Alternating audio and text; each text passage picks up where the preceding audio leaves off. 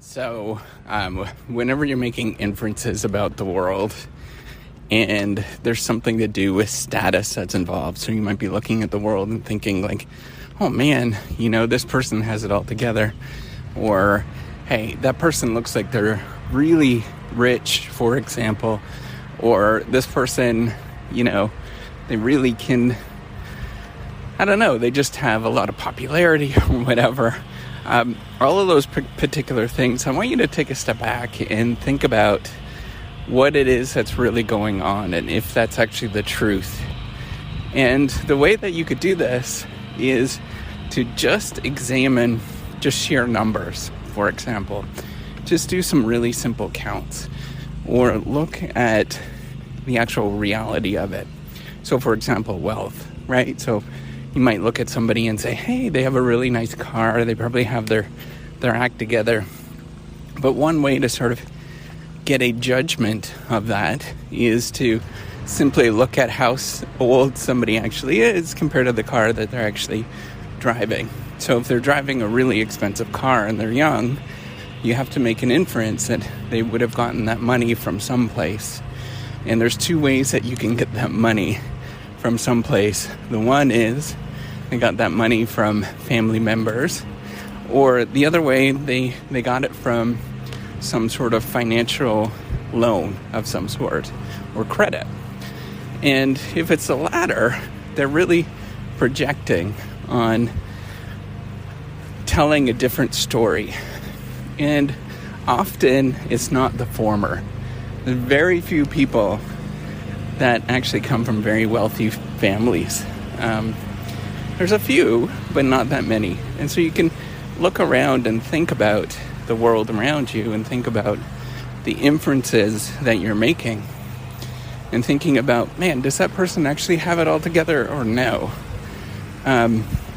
If you're thinking about popularity, for example, you might think about, do they count the number of quality relationships that they actually have compared to popularity?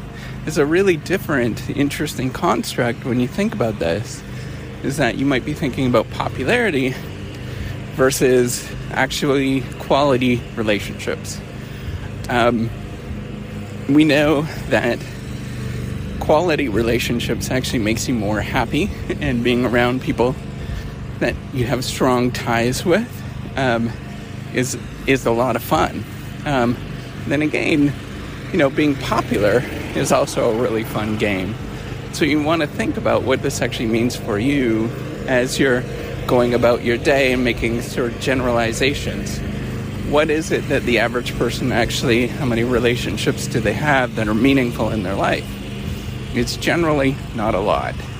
And so even if you think somebody is popular, for example, and you want to be like them and generalize to them, take a step back and really think about how many genuine, great relationships that they actually have. And you could probably count it on your hand. The same thing as what you probably have.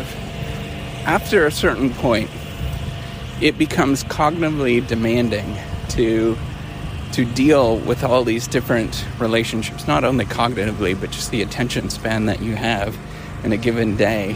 So it becomes really hard to understand or make sense of, real relationships at that point. So you can look at, for example, social media followers. They might have 1 million followers, but it doesn't really make you that much more happier by having those 1 million followers. What makes you happier is in a day-to-day, just having great relationships with people that you actually love and care about. And that's all that really matters if you think about it. So I want you to take a step back and just really start analyzing what you're generalizing from.